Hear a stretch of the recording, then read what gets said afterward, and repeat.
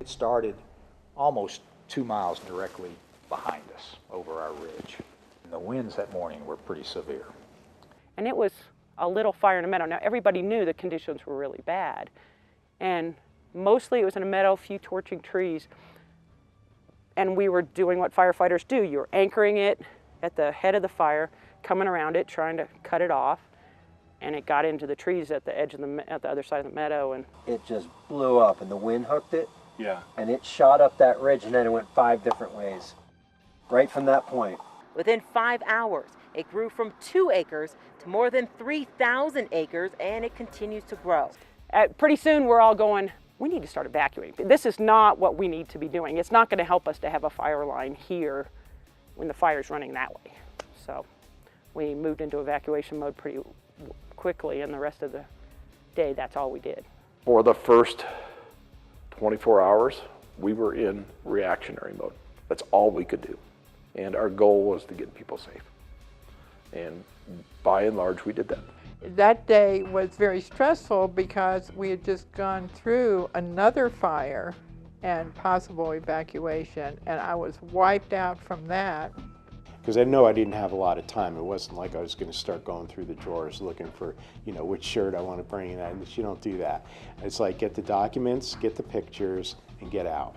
The heat coming up the canyon was unbelievable. I've never felt such intense heat. By the time we got up here, I mean, we were passing cars, were flying down, people with horse trailers flying down, up and down the canyon. It was just like a highway. I grabbed my cat carrier and threw my 2 cats in the cat carrier and loaded them in. And my friend said, well, what do you want to get? And I remember standing in my house and just looking around, and I just broke down. I said, I don't know what to get. And we got the reverse 911 call, which said, you have 5 minutes to leave, and it's a mandatory evacuation. Evacuation will be difficult and may become impossible. And I was literally carrying a chainsaw to my truck, and Leslie comes running out of the house. And it was just unreal. I just dropped everything. And we were like robots. We just walked to the cars, got in the cars, and drove away. And then now we were starting a little bit more fighting the fire because now all the people from the area were evacuated. But by that time we were extremely tired, and now we were running really thin on people. A lot of people already had gone because it was late. A lot of the people were asked to do things outside their comfort zone due to how thin the resources were stretched. As you can imagine, communications were overwhelmed. I mean, each one of those subdivisions would have been a huge issue by itself, but to have them all happening at the same time. We went around with the ambulance with the loudspeaker announcing, you need to evacuate now, the fire's in Poudre Park. So a lot of that, the very first hour of evacuation, and then it was just game on firefighting from there. We were pretty much on our own for that first night, which is totally atypical, because everyone was over in Risk Canyon helping them out. When it first came down through Falls Creek, it was ugly. It was a mean, ugly dragon that it pushed through, and there wasn't enough resources in the world that would have saved any of those homes, especially being on a dead-end road for the conditions of the road. It took almost 2.5 hours to drive from one side to the next. So by the time you would try to gather situation awareness of what was happening, it's changed very drastically just due to the time. And when we had the same 100 and some responders on 3,000 acres, the same 100 and some responders were now on 40,000 acres. So everybody was spread very thin, and that's where the decisions got made that, hey, we're not going to go down that road, we're not going to go in these areas, we're not going to do certain things just because we don't have the resources and due to the current burning conditions. At 9:03, I got a phone call from one of the firefighters who's a friend of mine, and he told us that we had lost our home. He said that it was a wall that was 200 feet flames above the house, coming at 30 to 40 miles an hour, and he said nothing was going to prevent that fire from taking our home. When I was a professional firefighter in California, I was hired to do a job, and so consequently, we'd have a fire, I would respond to the fire, I would put the fire out, and I would inform the folks, unfortunately, that you've lost your home or whatever, and typically that wasn't my job unless it was a single family residence that was on fire. Here in the canyon is different. You know, I have a personal relationship with the people that live here. They're my friends, my neighbors, and to watch their homes burn was very painful for me. You know, you can still see I'm still worked up about it.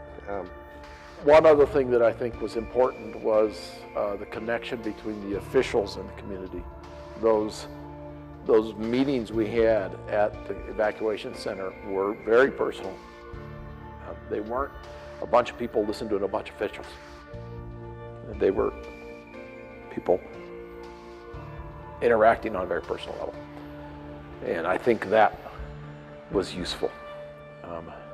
So that was led by the sheriff, you know, by those local officials. Having us be the eyes and ears of the community, however that came about, was very important, I think. You're very, very hopeful, and you cling to everything. Like when we would go to the evacuation center for their briefings, I don't think I missed a one. And I would go to them and listen carefully and listen to what the fire was doing. And these poor fire guys, the Poudre chief here in town, the Risk Canyon chief, and as well as Sheriff Smith, these guys are just working day and night. And they even were trying to ask us if they could not have these briefings, but it's all you have to cling to. The briefing is all you have. So, you know, so you needed that. And so we pleaded with them to do that, and they continued to do it, even though it meant 3 or 4 hours for them to leave the mountains, come, talk to us, take questions, and then get back to their post. And in that 3 to 4 hours, you know, much could have happened. So what we ended up doing is after the public meeting, we would break out into breakout groups. Each subdivision would have a separate room. We felt that the community would be good together to know. And then we would have tabular lists right by address. And the ones that were destroyed were not highlighted. The ones that were still standing were the highlighted ones. And then we would just lower the lists and give the community a period of time to celebrate or to cry. And then I would walk in, and if they had further questions, since I had the master lists, explain what would happen. Why was the community Fort Collins so supportive? I don't know that I can answer that question. Maybe it's just the nature of the people. Maybe it's just sitting there every day and seeing this massive glow next door. I don't know. But I do know that the firefighters responded. The people in the area really came together and were very giving. One of the local volunteer organizations opened up the Mervyn Center and put a crew in there that just accepted donations. We were able to get clothing, shoes, furniture. Some of the stores donated. The restaurants giving, you know, free meals. I mean, that's such a common story. You know, we had 3 or 4 restaurants give us free meals, but I heard stories of almost every restaurant giving out free meals to people that who had gone through this. The outpouring of support from the community and other cities, individuals I didn't even know, businesses, the school district. Red Cross and the Salvation Army, and then the CSU and the Larimer County, all kicking in for all this other recovery stuff, and the Home Depot and Lowe's of the world, and everybody just came together. They came together for us. We threw everything we had at that fire to keep it south of the river. Lots of really effective aviation and dedicated pilots doing what they could, as well as a whole bunch of hard-working firefighters, and it's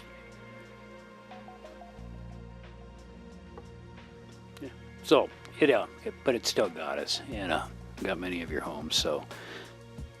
They had the whole fire to deal with, so they needed to stop it basically behind the big mountains up here, which are east and west white pine, and get a line around it using the Pingree Park Road, which they ultimately did. Had they done the burnouts that we wanted, it would have kicked up the fire behavior and the fire would have gotten to those areas much quicker and much harder, and probably would have made that action impossible. So we understand that, but our buy-in was, let's just keep it on that side of the Pooter. And that's probably really the only real firefighting controversy there is, and that's between us and the people on the other side of the Pooter. So totally understandable, but that's what we believe could have happened, and we're not the only ones. But it didn't, and the reality is we took some other action that kept it as in control as we possibly could, but we still lost a lot. I had been assigned radio since the chief didn't think after a stem cell transplant I should be out on the line.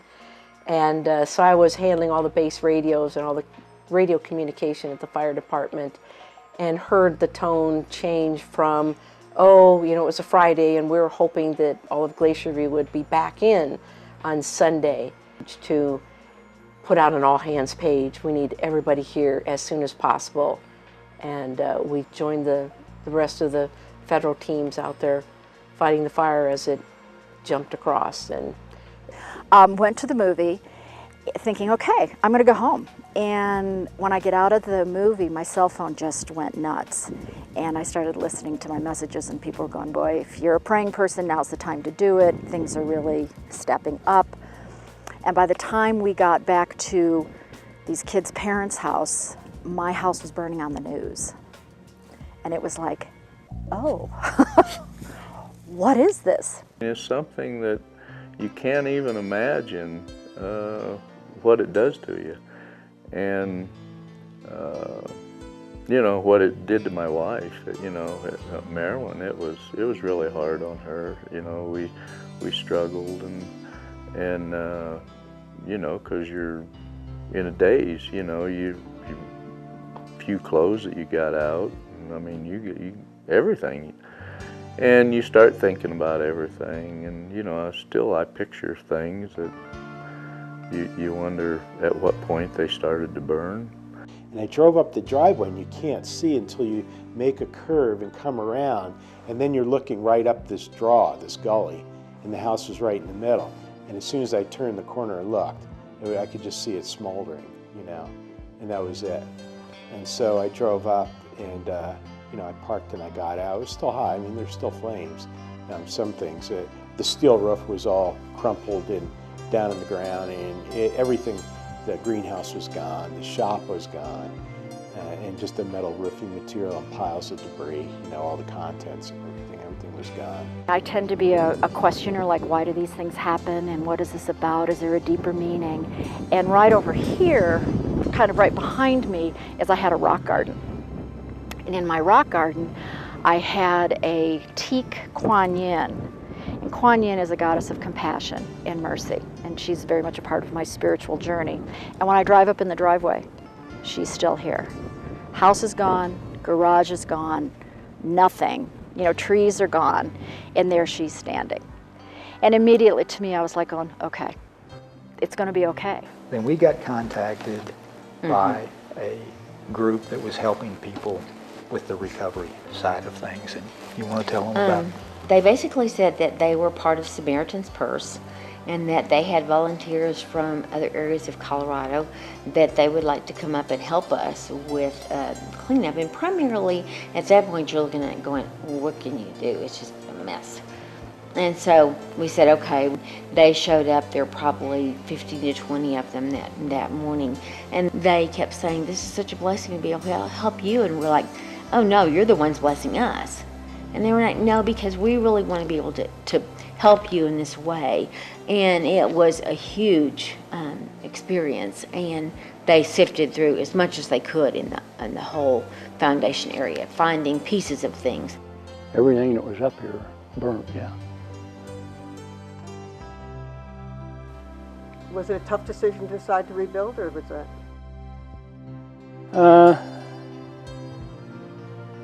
There was a good bit of thought went into it, but there wasn't much decision there on what you do. Now I'm sitting on 40 acres of pretty worthless land with a couple 100,000 black toothpicks. I don't know a person up there that didn't lose something. Everybody lost something. Dealing with the insurance company has probably been the most difficult thing for a good many of us. The hard part mentally of this whole thing was not losing the house per se, or losing clothes, or losing ski equipment or outdoor gear. It wasn't losing it. It was sitting down 6 months later and remembering what I lost and then writing it down. And in the beginning, I could only do this like 15 minutes at a time, and then my mind would just go, it was too hard, it was too hard. It's not just listing them, you got to list where you got them, the date you bought them, how much you paid for them, and replacement cost. I found out all this and it made me mad, because, we've been paying our premiums to our insurance company for years and years. And so I sat down and I emailed a letter to the governor, the insurance commissioner, state representatives, and state senators. And, voicing my opinion on this thing and the complications that it's causing so many people. And, it wasn't just us. There were 281 homes here in Larimer County that burnt in that fire. Think about this from a homeowner's perspective. You just lost your home. You just found out you were 30% underinsured, minimum. The average was 50% underinsured. So now you don't have enough money to rebuild, and here's this little group that comes along and says, build safer and stronger and smarter. Well, you don't have enough money to build safe and sanitary. But we're gonna help you, we say.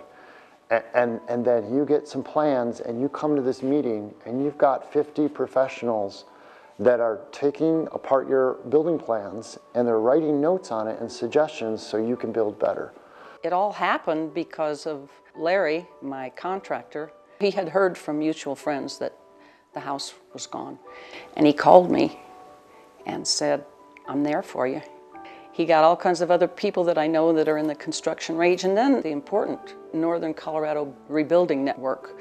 What they were able to provide was tremendous because there were architects and structural engineers and people who could look at these plans and say, yeah, that looks pretty good, and maybe you want to rethink this, and have you thought about that, and what about this? And so then we'd go back and change things and fix things again, and then he'd bring it to another meeting and get all of that marvelous input. And then I discovered way late in the game, Northern Colorado Rebuild and long-term recovery and everything else, and was lucky enough to get assistance from them. And it's all just more or less played out since then. There were a couple different types of volunteer efforts. Some were more general, that the word would go out that, okay, somebody needed help doing something and needed a lot of manpower. And then there were some other instances where individuals really needed help from beginning to end and kind of became pet projects of the group and were ongoing efforts. Okay, here we go. Once, twice, thrice. 1, 2, 3, go! 1, 2, 3. One more. 1, 2, 3. Are you guys clear on the roof? Come on, Tim. 2, 3. Yeah! Squeeze it. And it affected each individual differently. I guess I feel really lucky. The crazy fire, it burned the house, it skipped the carport, then it jumped to a funky garden shed that needed some attention anyway, but then it didn't burn the outbuildings. My meadow was there. The biggest trees on my whole property are right out this view, and so the view looks the same. we really feel strongly that chances are pretty high that something like happened with the High Park fire will happen again here, and I don't want to be here to see it. So now we live in Western Washington, where it's cool and rainy. And there might be a volcano or an earthquake. Or a tsunami. At least there most likely won't be a fire. And that's really for us, when you take it all the way down to the visceral level, we just can't do fire anymore. We just can't do fire. Yeah. There's still some things that are up in the air. One thing I know I'm not going to do, I'm not going to rebuild a year-round house up there.